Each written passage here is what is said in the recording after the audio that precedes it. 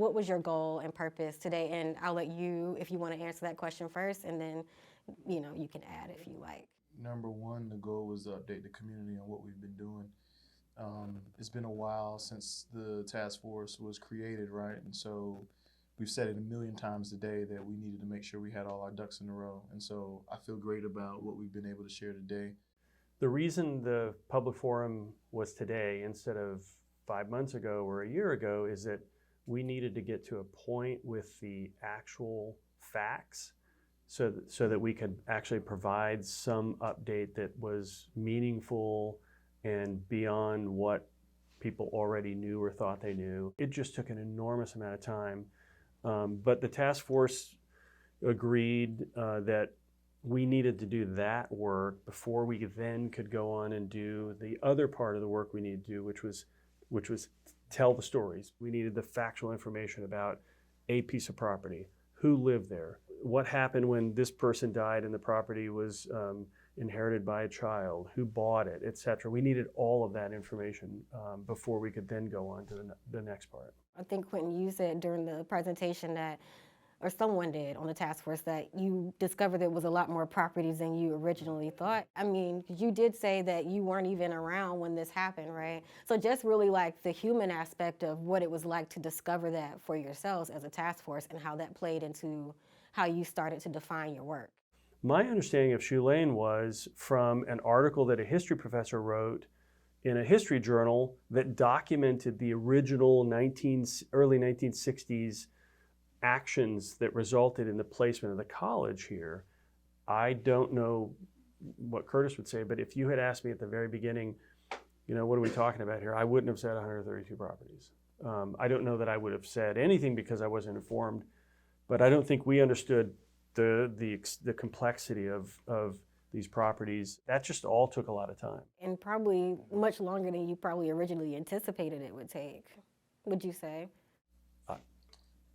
I don't think when we start, knowing that this is never been done before, there is no blueprint, at least in my mind. It was never we'll be done at this point. We're learning as we go, right? And something new always introduces itself in which we have to explore. But no, nothing definitive. We came in open-minded, knowing that this could take some time. And we've been addressing everything as we go. The original charge doesn't have an endpoint. Right. The state task force, the state commission does.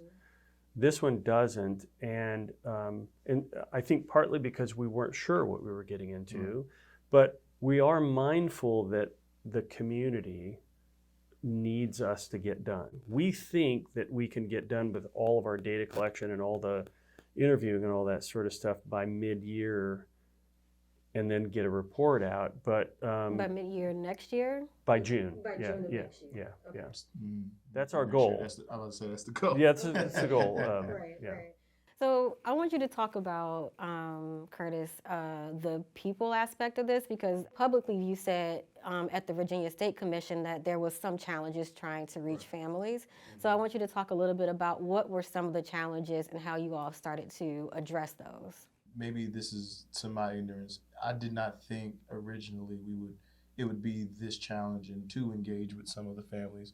But when you not only do the research, but the deeper you go, you realize that there are deep wounds that a lot of these families have experienced. So we've been trying our best to be respectful of that, and just whenever you were ready to come talk to us, we're open and ready for it. So that has been the challenge, but that's why when we included Councilman Marcellus Harris to be a part of it, someone who has ties already to a lot of these families, that was able to build a little bit more trust with them and interaction with them.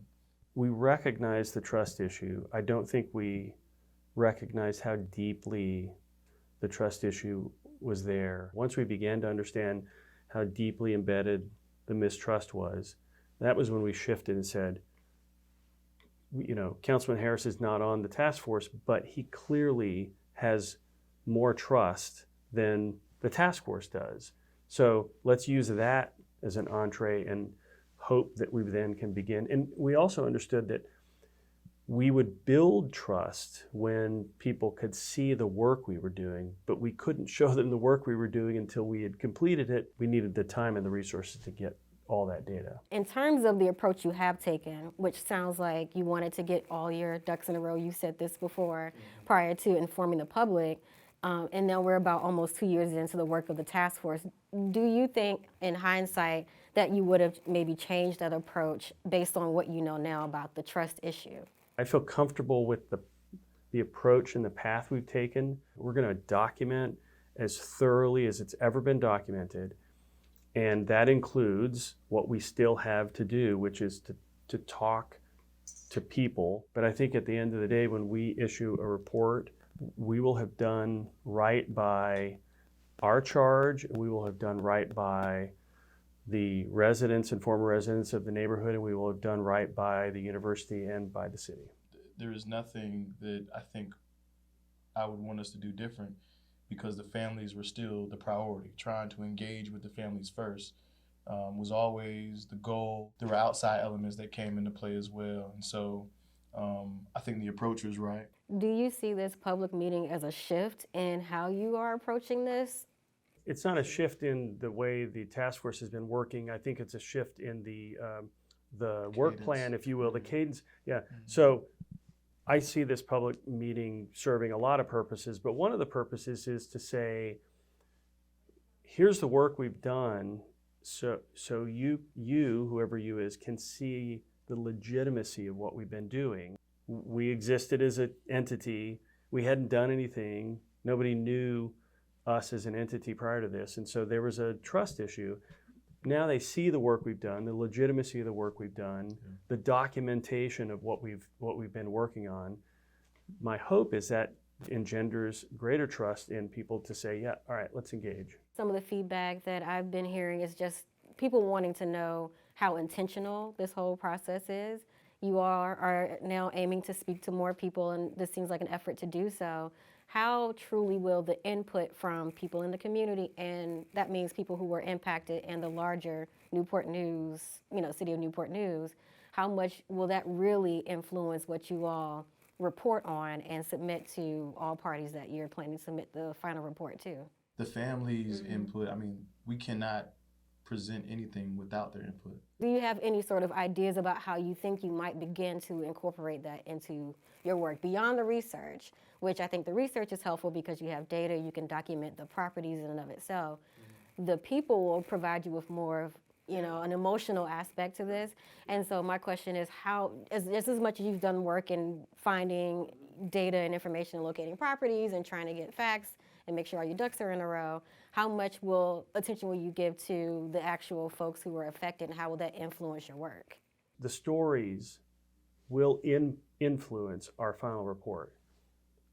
I don't think either one of us or any of the six of us can sit here right now and say, this is how it will influence it in a particular way, because we don't have that yet. We have 8, we don't have 25 or whatever the number is that we're going to eventually have. Without having the qualitative data yet, we can't say what we'll get out of that will ultimately shape the final report. But I feel confident saying what we get out of that will shape the final report. How, particularly, I don't think any of us can say right now. And I think it would probably be unfair of us to say, because anything we say might either be limiting or far more expansive than we're able to provide without that qualitative data. What is the overall goal and aim of that report? I don't think we have an overall goal that's less than or greater than to comply with the charge that we were given by the mayor and the president. You are complying with the charge by producing the report, but you all are the ones doing the work to make sure the report represents, to your point, and is fair to the families that were impacted. Without knowing all the details that would go into that at this point, right?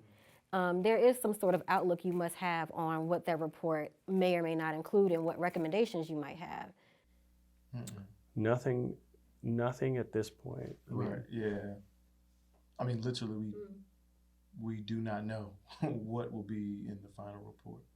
Well, do not know, and I don't think it would be appropriate for us at this point to say to talk Yeah, about the yeah. deliberations of the task force and what we've been discussing, because this is a work in progress. I mean, when we're meeting and talking, we're sort of analyzing as a group and trying to understand as a group how we're going. And so I just don't think it would be appropriate, and we don't know yet. Do you think there will be some aspect of repair addressed in the final report of the task force? I think it's fair. I mean, we've used the word restorative justice and trying to figure out what does that mean, right? Still, the short answer is we don't know yet, because each family, it can mean something different to someone in the community. So I would imagine yes, because when we ask those questions, it has to be included in what we're trying to accomplish. You spoke to this a little bit, but if I could hear directly from you what you would like for the work of the task force to do overall. I would like us to make recommendations to the city, the university, ultimately to the state commission, that are actionable in some way. I don't know what that actionable means right now. I don't know, because we still have work to do, but I don't think it would be, I wouldn't feel good if we produced a report and made recommendations that weren't actionable. And I wouldn't feel good if we made recommendations that were so narrowly actionable that they didn't really seem like much. Yeah. And I think I will add, I agree 100% with what Quentin just shared. The trust from the community, knowing that they did their due diligence, they